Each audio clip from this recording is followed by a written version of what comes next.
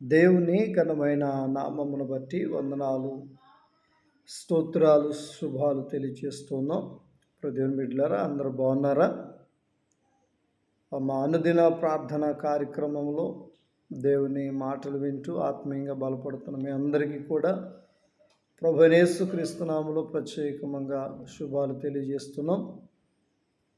మరి యొక్క ఉదయకాల సమయం దేవుని ఆరాధించడానికి, దేవుని మహింపరచడానికి సమయం ఇచ్చినప్పుడు దాన్ని సద్వినియోగం చేసుకోండి. కీర్తన గ్రంథము 106వ అధ్యాయము 11వ వచనం. నీళ్లు వారి శత్రువులను ముంచివేసెను, వారిలో ఒక్కడైనను మిగిలి ఉండలేదు. జ్ఞాపకం చేస్తున్నాను ఈ మాటను. నీళ్లు వారి శత్రువులను ముంచివేసెను, వారిలో ఒక్కడైనను మిగిలి ఉండలేదు.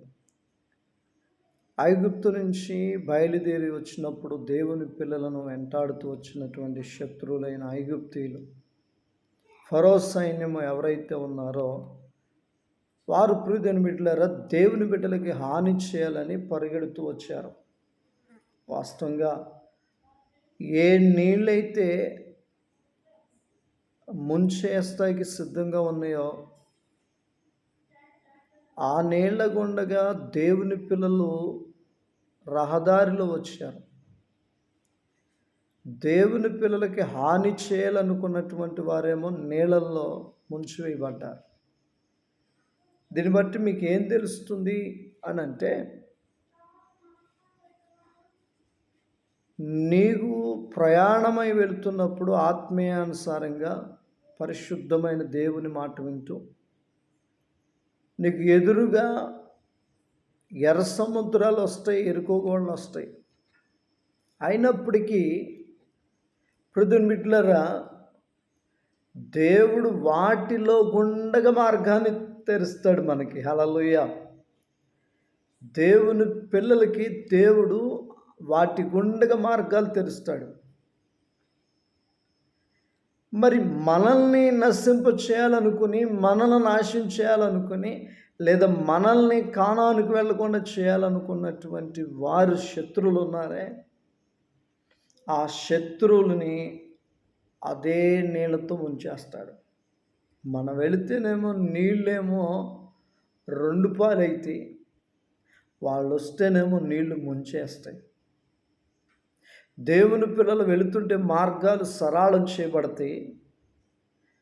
దేవుని పిల్లల్ని పాడు చేద్దామని వచ్చిన వాళ్ళేమో ఆ నీళ్ళల్లో మునిగిపోతారు. నీ కుటుంబాన్ని ఎవరు పాడు చేయాలనుకుంటున్నారు, నీ బిడ్డల్ని, నీ వ్యవస్థని ఎవరు పాడు చేయాలనుకుంటున్నారు, నీ సేవని, వారు ముంచి వేయబడతారు. నీవు అదే నీళ్ళలో గుండగా రహదారిలో వెళతావు. అర్థమవుతుందా? అందుకనే నీళ్లు వారి శత్రువులను ముంచివేసెను, వారిలో ఒక్కడైనను మిగిలి ఉండలేదు.